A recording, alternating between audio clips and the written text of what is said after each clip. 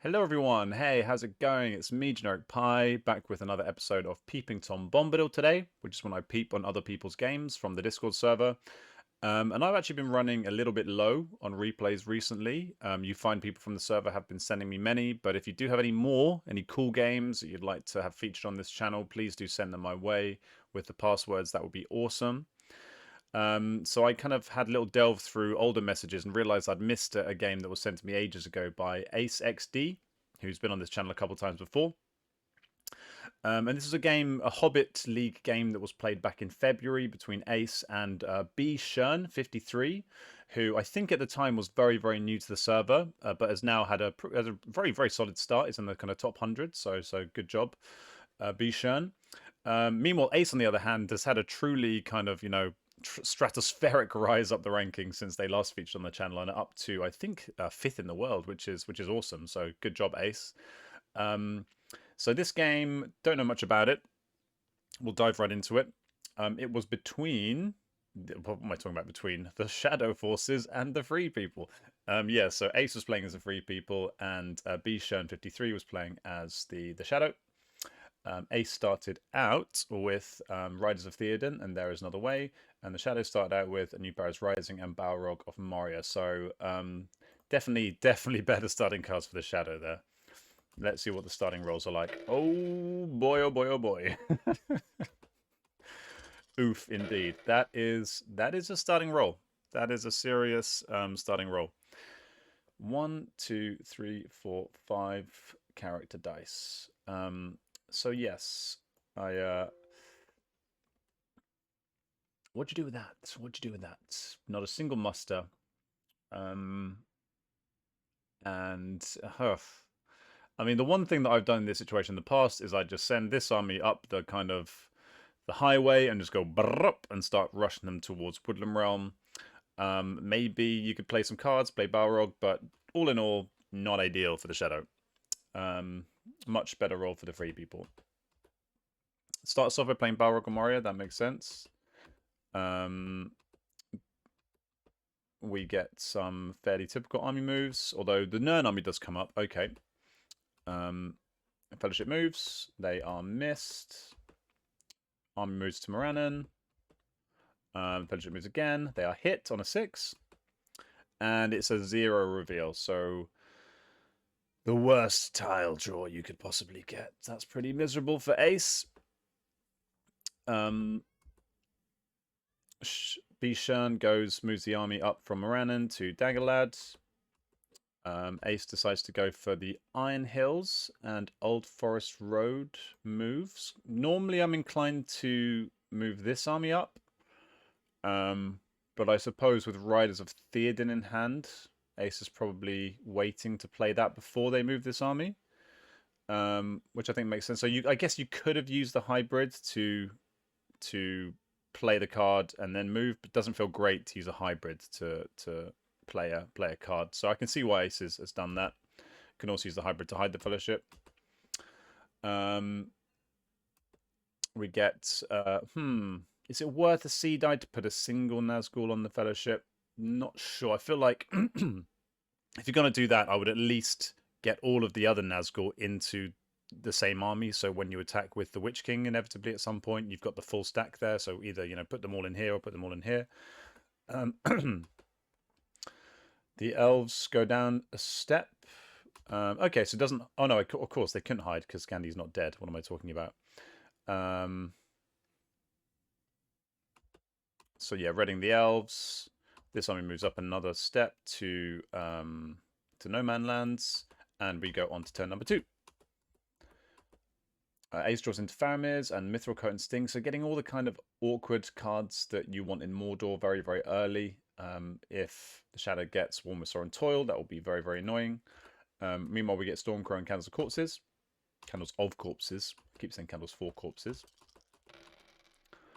Yeah, so similar start. I think this is the second matchup they've had in their Hobbit League games, so maybe that's sarcastic, and the first one was very different. I'm not sure.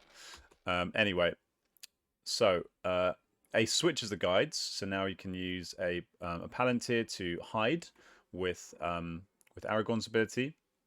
That's worked out quite nicely because with this roll there's not a lot of movement, so it would have been pretty miserable. Very unlikely that you're going to be able to kill Gandhi against one eye. So this gets you, and also, yeah, you wouldn't even be able to move without using a ring. So better value there, so that's good. Much better roll for the Shadow as well. Can actually get a minion this turn. Isengard go down to war. Ace moves the Fellowship. They are missed. Going into Mario, which is always very nice. Sauron comes into play. And Bichon decides to play New Powers Rising. Okay, of the 3 cards, I think that one makes the most sense at the moment. Ace passes, and he's going straight for the early Rohan. Okay, interesting. So I guess Ace did have a hybrid in hand. So in theory, Ace could have, you know, moved this army before Bichon attacks. It's always risky going for an early Rohan. However, without Gandalf in play, and Gandalf not even dead, unlikely to die this turn, you've got a bit of a buffer there. So this might actually work out. And takes the 3 people a little bit off guard. Plays Shield Wall to defend. Always a little bit painful to give up Faramir's, but certainly looks like it's fine because I can't. Yeah, this army's already gone north, so it does make more sense. Of course, as is always so often the case with Shield Wall, we only get 1 hit, so it doesn't get much value. Ace gets a hit back. The army presses, and we retreat into Helm's Deep. And Ace decides to put pressure in Rohan by getting Rohan to war, which means that when Bichon attacks, Ace can then use the final die to actually do some mustering in Rohan, presumably. That army disappeared, and Ace said, they committed suicide. Good, good. Yes, that would be very pleasant for the 3 people. Got scared of Helm's Deep. Right, so Ace does indeed muster, gets the one in Westermet and one in Edoras. So yeah, nice to get the one in Westermet. So this gives you a little bit of a buffer if this army does decide to come out and try and take over Rohan before finishing off Helm's Deep. Makes that very tricky now, certainly very dice intensive. Sauron goes to war with the final action die of the round, and Ace passes on the token. We go on to turn number 3. And Gandalf is once again the guide. He's like, takes the reins from Strider.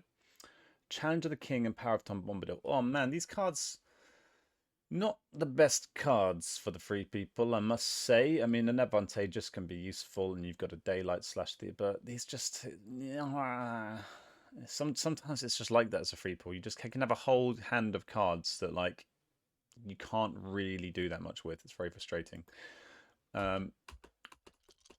Meanwhile, the Shadow gets Cruel Weather, woof, and the King is revealed / Relentless Assault. So yeah, much more useful cards for the Shadow, I feel. Not the best, but Relentless Assault and a Great Host, and obviously, Cruel Weather is amazing. So yeah, enough said. The Fellowship moves. They are missed again. So Fellowship's going relatively smoothly. Although you could kind of do with killing that pesky wizard pretty soon. The Witch King flies into Helm's Deep. Interesting. Is that legal? Yep, has to be with the Sauron army. So he bops over here to No Man Land. Fellowship moves again. They're safe. And Ace is like, yeah, hit me. Because as the 3 people, yeah, I mean, there's a point at which not being hit can harm you more than it helps you when you certainly when you have a will in hand and only 1 die left. So, I mean, at least Ace has the perfect role to make lots of movement and presumably kill Gandhi. But yeah, you don't want to roll too well with this character die, ideally.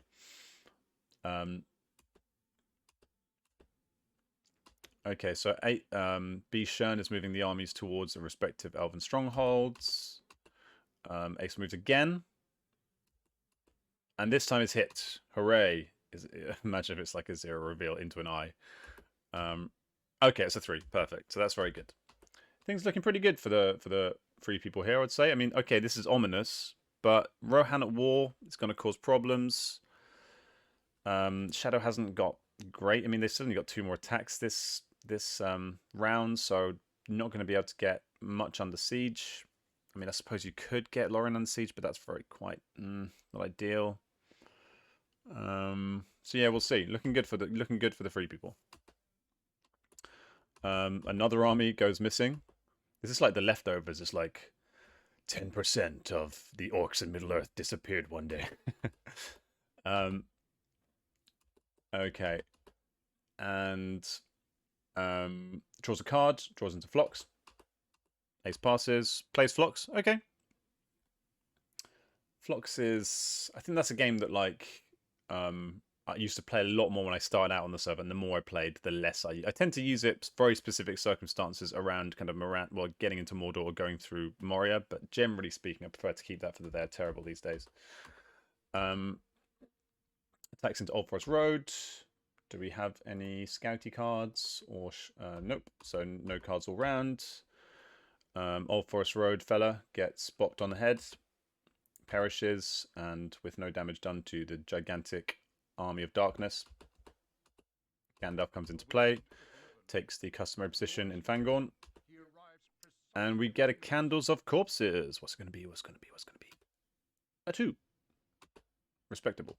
Solid. Bishan says, I lost my last game to a 3 on that. That's... Oh man, if you were like high up in Mordor and you get hit by a triple Candles of Corpses, that's brutal. I did actually win a game recently rolling on 6s for Candles of Corpses on the final step of Mordor. That's, yeah, that's one of the most tilting cards. I'm sorry, my opponent, whoever that was. Black counter commands, and the shadow is moving. Meanwhile, the Fellowship gets marginally better cards, I would say. But still not quite the ones you would want. Definitely better cards for the Shadow again. So they reveal through Moria into Eastern Met, which is nice. Safe away from all of the pesky Shadow armies as well. A very eye-heavy roll for the Shadow in turn 4. And another nice roll for the free people. I've just realised Orthanc is empty. And oh, no musters. Well, that's awkward. So as the shadow there, you're kind of left... I mean, yeah, Saruman is left naked and afraid. While he's being eyed up by this other wizard in a forest nearby with a telescope. But he's safe for now. No end cards have been drawn, but that is one vulnerable wizard. Okay, so Ace makes good use of the token to put the elves down, which means that when one of these strongholds is attacked, the other one can muster. Très bien. Combines the Nimble Dale. Riders of Théoden is finally played, and the army in Edoras is looking quite bulky. Bishan goes for Lorien first. I think that makes sense. Get 2 medium-sized strongholds rather than 1 big and 1 small stronghold. Muster in Wooden Realm. Wooden Realm is attacked. What's going on here? Black Captain Commands is played. Cool. Oh, so they're going for Woodland Realm first. Personally, slightly nitpicking here, but I would have gone for Lorien first just because of Power 2 Grey and Killerborns are at stake. And then you can move the Witching up here and potentially do like a whole sweep of the Dew line with it. Whereas Lorien is usually a bit of a kind of an island on its own. You can send them south, but that's a bit slow. And in this game, well, I mean, I don't know actually. This could be a game where sending them south to deal with mop-up Rohan could actually be really useful. So another reason to potentially send them... Okay, this way around could work. Right, so let's have a look at the card situation. What do you play? What do you play? Quite a lot of options here. Great Host, who looks like a reliable starting card in this situation, although it's also a good finisher. Could just go with the Swarm of Bats to begin with if you want to play it safe. Southron's Neesings are nowhere near war. Goes the Great Host. Cool, that works nicely. Advantageous does nothing, sadly, for Ace. Bichon gets 2 hits, +1 from Great Host, and Ace gets 2 back. So even Stevens in Lorient. Press draw. Oh no, 3-2, so not even Stevens. Draws into a desperate battle. What do you play next? I would play the desperate battle straight away. Bichon plays Relentless Assault. Okay. And rolls very nicely. Perfect roll, yeah. Don't listen to me with my stupid desperate battle. Play the Relentless Assault and do that. Just absolutely destroy the elves. Ace gets no hits back. Elves are not in fighting mood. And Lorien falls rather swiftly. Good job, guys. Oh, hello. Tasty treat time. Boromir and Strider go to Minas Tirith. Interesting. Okay. So is this purely for dice purposes? Is there kind of, are there military thoughts going on, given Rohan early at war and an empty Orthanc could mean military shenanigans? I would say oh my god, that whole time I was talking about the combat, I was talking about Lorien, and it was actually Woodland Realm. Okay. Imagine, go back in time and pretend that I said Woodland Realm every time I said Lorien in the past, like, 3 to 4 minutes. All right, so, yeah, so in terms of, like, actually getting a smooth route into... I'm not sure if... Against 4... Okay, you've got, like, 2 dice left. It makes a lot of sense not to move against 4 eyes.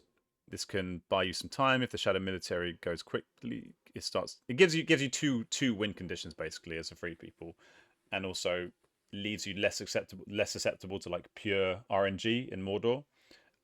You know, because if that happens and the Shadow just blitzes you in the military front, because Ace hasn't had much in the way of actually supporting his strongholds. I can see it. I can buy it. And it also does, yeah, if military stuff does happen, having these boys in play would be very handy. And an extra die, of course.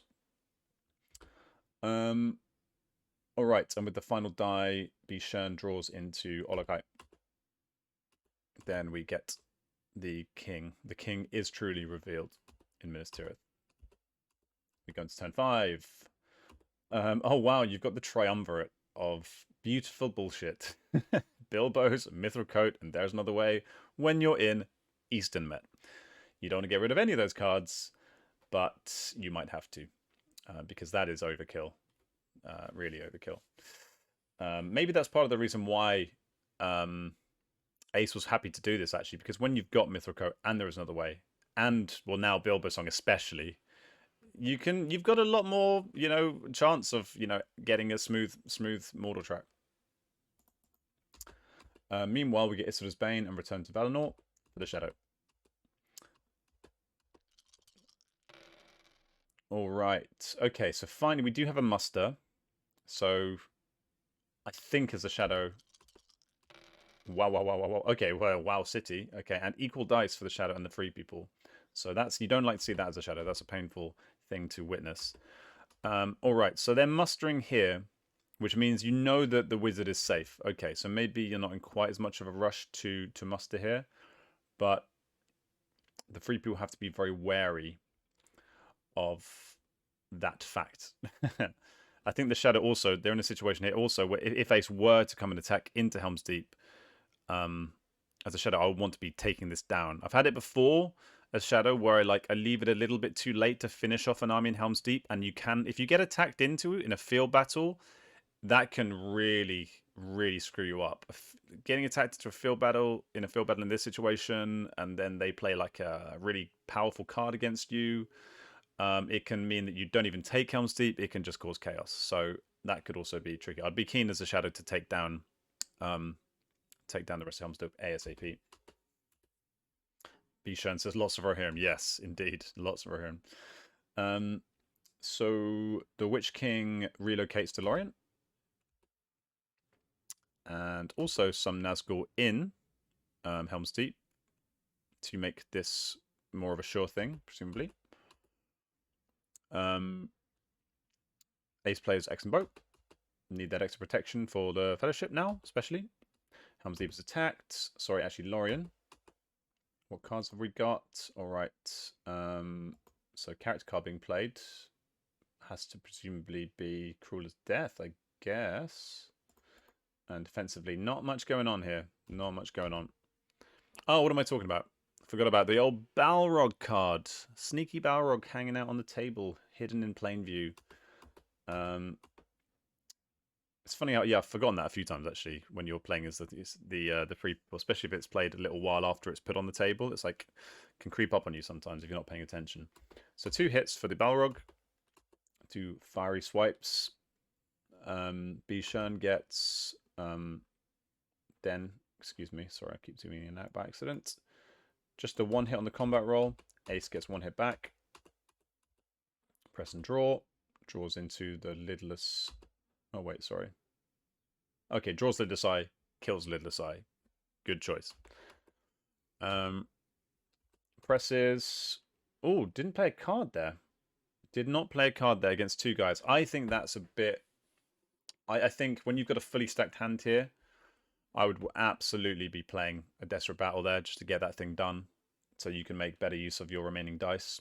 Yeah, and you're going to be drawing cards next round. You've got good cards for Lorien anyway. Sorry, Helm's Deep anyway. Yeah, I would have Desperate Battled that, and then that would have done it. Ace gets 1 hit back though, so the Lorien, the elves aren't helping themselves very much. Fellowship moves. Bichon plays the Phlox to make extra sure. It's not really required anyway, but it does get an extra hit. So if there's an eye, no, but still 2 reveal. Kills the Lego man. And the Fellowship is revealed into Druiden Forest. Gimli takes over as the leader. Lorien is attacked again on the 2nd dice. This time a card is played. Oh, okay. One extreme to the other. Okay, so we've gone from no cards to a Deadly Strife. Okay, I think there's a middle ground there. I would have gone for Desperate Battle. But if you want to get the job done, Deadly Strife is going to do that. And it does. Only just, though. Only just. Wow, that was close, yeah. That would have been very brutal for the Shadow. And Ace gets 2 hits back. So that Lorien army has shrunk quite a bit. But still gets the job done. And now we're up to 4 victory points with Helm's Deep almost done. So the Shadow is practically on 6 victory points. If they were to get like a Corsairs, this could be a very, very short game indeed. So I imagine Ace is very aware of that. Because I would be quite scared at this point. Yeah, I mean, you've got this army, but the problem is if you try and take this back, if this army takes down Helm's Deep without a scratch, trying to take it back is very, very expensive and with no guarantees at all. So yeah, very tricky for the free people. So might be looking at alternative options. Bichon goes for Helm's Deep, plays the Desperate Battle, saving the Desperate Battle for this fight seemingly, and just wipes those boys off the map. Ace gets 1 hit back. And we are up to 6 victory points on turn 5. So looking pretty good. Okay, so they keep mustering. This army's getting pretty big now. I think Bichon has to be careful. It is kind of thing like, what are you going to do with these armies? It's looking, with Orthanc wide open and a will in hand, I think Bichon needs to be very, very careful in this situation. But they've got a muster. Let's see what happens.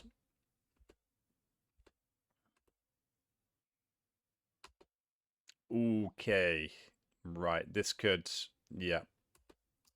change fast. Yeah, okay. So now Fords of Eisen, the 3 is more into Fords of Eisen, and this army's come up to Western Met, which means that, do they have any cards to do anything? The only card that could really stop a New Powers Rising has obviously been played already. So I don't think there's a single card that could do anything, because even Rage of the Dunlendings could only get to a Gap of Rohan. And then the free people would move first next turn. I suppose the one option would be if the free people didn't, they do have a scouts. Okay, so yeah, if you had like a swarm of bats, I know. Yeah, so the only option that the I guess Ace might be worried about would be like a some like a ring racer abroad type card to attack into Fords of Eisen, into some more bats, and then to roll 3 6s. That's the only way I think it's conceivable that this does not take Orthanc now. Yeah, so looking pretty good. Okay, so and then we play Monsters Roused. Yeah, I think maybe that's just out of kind of desperation. Like I've got to do something now. The other cards don't really make a huge amount of sense. Yeah, tricky one. But yeah.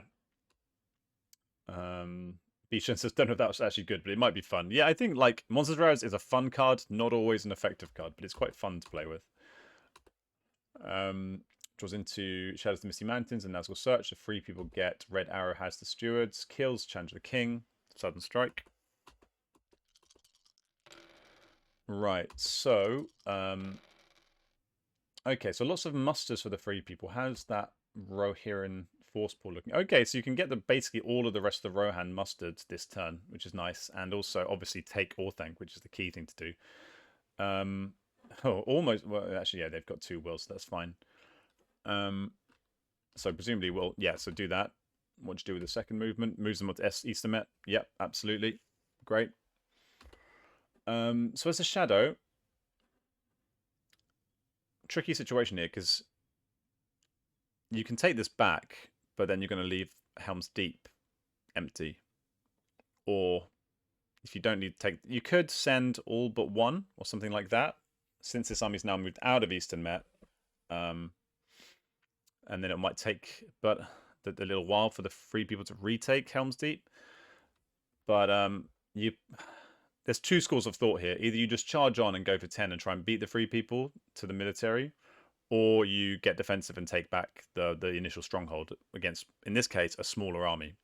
So we'll see what happens. Okay, so that's mustering in Dol Guldur. That definitely makes sense. Mustering in Edoras. Yep. Shadows of the Misty Mountains played. Okay, playing. Okay, so kind of doubling down on the Monsters Roused play. Those 2 cards do go nicely together, but when you've got a sizable Rohan force heading towards, potentially quite an empty stronghold, having just an extra, also with Aragorn on the table, I think I would want to prioritize getting this into the center of the board, so you just have more men here, more of a force to do damage with to protect yourself. And then I would put this on the back burner. This is a nice idea, but I think in these kind of situations when 3 people military is like staring, there's like a gun, gun to your head, I would be kind of feeling like, yeah, maybe go to Moria. So armies combine. So armies. So yeah. So going hard. So in theory, could you get to 1, 2? Okay. So we can put Rivendell under siege this turn, and then you can muster in here, and then put. Okay. So actually, I can kind of see it, but the problem is because in theory, if you take Rivendell, you've got probably a very decent shot of getting 2 cities on top of that. This can take Dale, and this can take, these guys can, well, no, they can't, they're not at war. Shit. But something maybe could take Peligir. So you could win the game next turn. But the huge issue there is the fact that the 3 people have 2 musters. So as soon as you start getting close to Rivendell, Ace can, rather than mustering the Rohan to high heaven, he can muster 2 more L's in Rivendell, and then you're going to need a mega army to take down Rivendell. So yeah. Yeah, and then he starts mustering Rivendell. So army combines just outside Rivendell. Troll Shores. Second, yep. So Ace is naturally prioritizing, while also going for military, it's prioritizing his survival.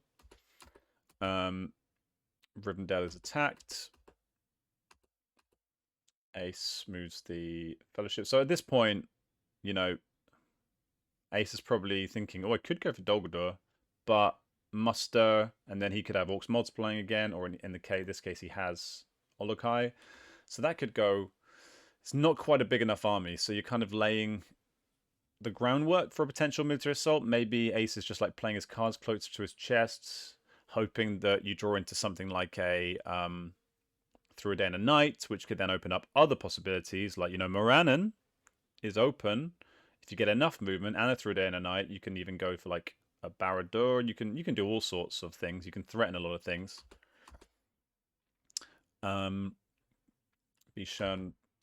rolls a 1 and a 2, so the fellowship is safe. They are now 2 steps away from Mordor. They are Nazgul Search though, so they are going to have to hide.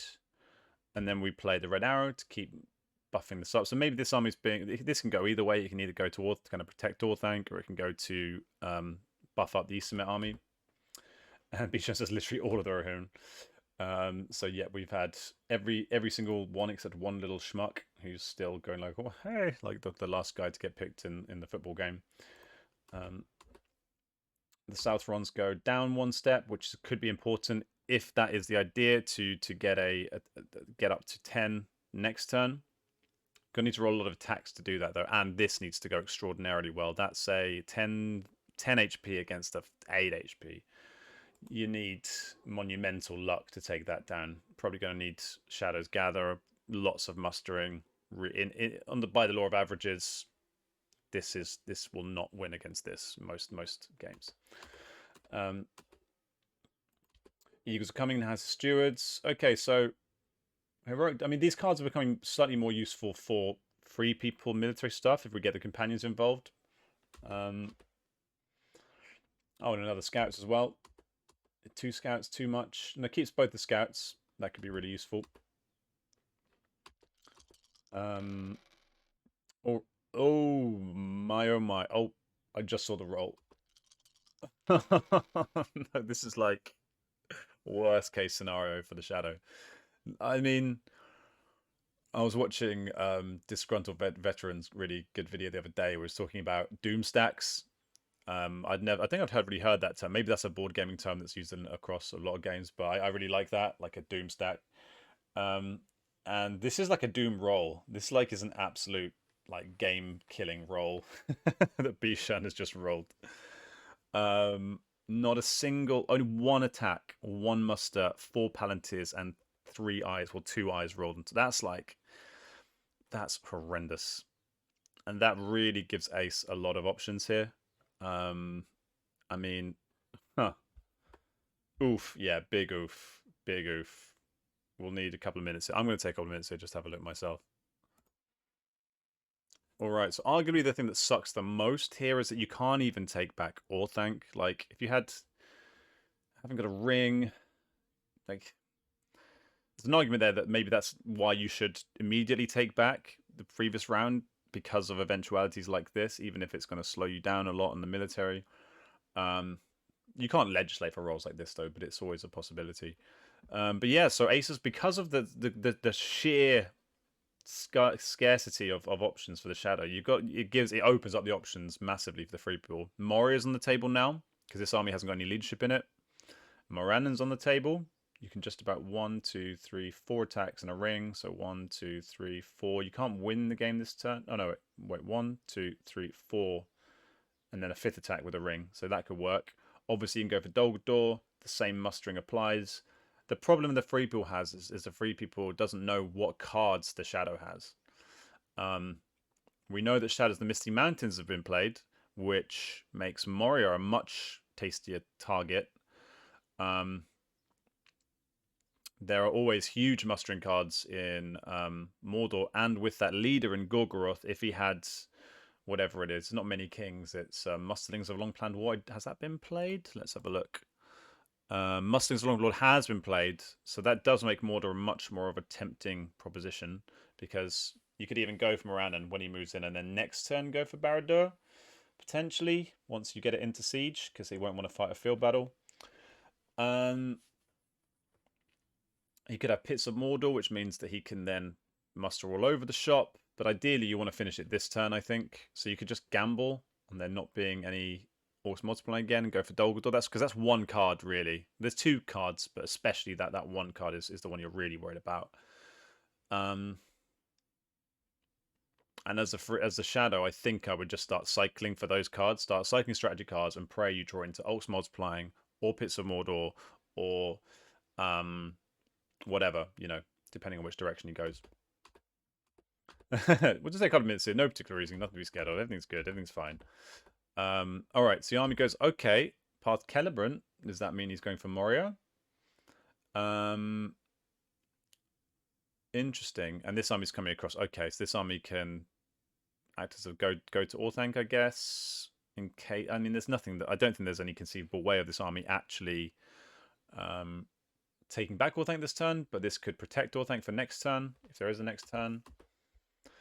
Bishan says, "Lol, I'm so confused with that move. To be honest, maybe it's bait.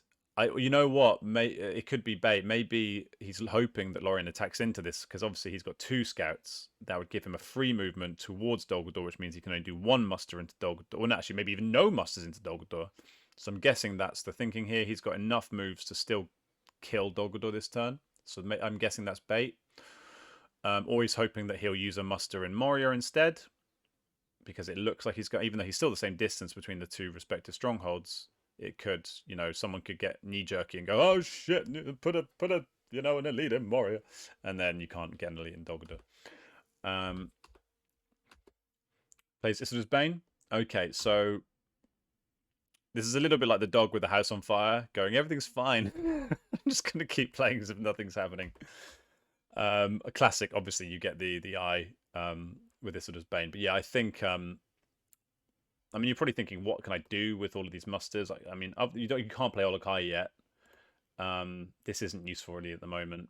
So yeah, what do you do with the musters? But I think, yeah, if I was in this situation, I would just be spamming for mustering cards. Has the Stewards is played, draws into oh, this is nice use of House of Stewards to draw into useful combat cards. The Brave Stand could have been really useful, but having 2 combat cards rather than 1 is better, you'd imagine. And Valors are very good for taking down strongholds.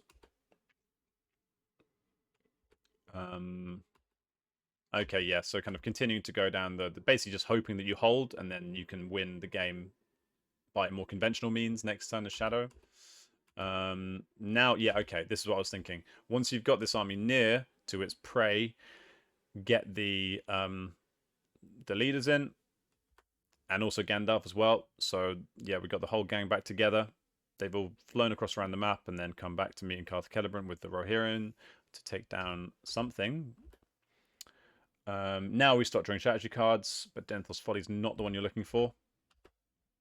Ace just tricky, not sure what cards you have. Yeah, because if you do move to Dimward Dale, there's a chance that he could attack into it and play. I mean, there's a swarm of bats there actually, so you could have even attacked into this with a swarm of bats, but then there's a chance you just this army gets decimated. And yeah, maybe that's actually a play. Looking back, maybe an interesting option would have been, oh no, you can't even attack because you haven't got a bloody attack without, so annoying. All that stuff, you can't even, yeah, so he wasn't baiting the scouts because he can't even bloody attack. Poor Bishan, man. I feel for you. This is so awkward for the Shadow. Yeah, but I was going to say that if they move to Dimward Dale, there's a chance that they would have that Nazgul move card, play that with a ring, play that with, sorry, a Palantir, which could have been done to Path Celebrant in fairness. With them with Swarm of Bats, you can actually get 1 clean attack against this army. And the Scouts isn't really useful, and not as useful here. So yeah, options, but obviously Bishan doesn't have that card, so that's the issue. Decides to go for Dol Guldur, makes perfect sense. Bishan can still get 2 musters in here. Muster 1, perfect. Attacks Dol Guldur. Plays Olokai. Yep. Perfect. Okay, so now it's a 9 HP against a 6 HP. No point moving leadership over. Not that they have choice. But what cards have we got? And the crawl. Okay, only the Swarm of Bats is useful. We've got 2, potentially, well, 3 useful combat cards for the free people. So it's going to come down to. I mean, you see this go either way. I've seen many a bigger stack than this fall foul of a smaller stack than this, in fact, if you just can't get those 6s when you need them. So this could be it. Let's see what happens. I'm guessing it's going to be Valor against Swarm of Bats. Yep, Swarm of Bats against Valor. Cool. Okay, so not bad for Ace. Oh, wait, no. Oh no, of course it could cancel small bats. Oh yeah, so no hits, no sixes. Oh my god, and then two for Bichon. Oh boy, that is not a good start. Not a good start. So that's like over a quarter of your army is gone. Um, and then you have to downgrade, and then you lose a third of your army in one fell swoop. Oh god, that's hard. Press. Yep. So now it's a 6 HP against a 6 HP. Okay, so this time it's going to be a Valor against nothing. Valor. Oh! Oh! Oh my god. It's 5 hits. Oh, that is a roll. That is a big roll at the right time. Holy mackerel. Jesus Christ. Yeah, I'll take it. I'll certainly take that. Bichon gets 1 back. So still going to press.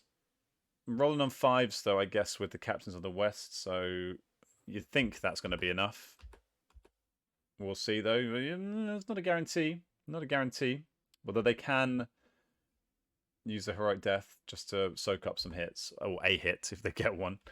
No card versus Heroic Death. Oh, bad roll. And he does it. He gets the 6.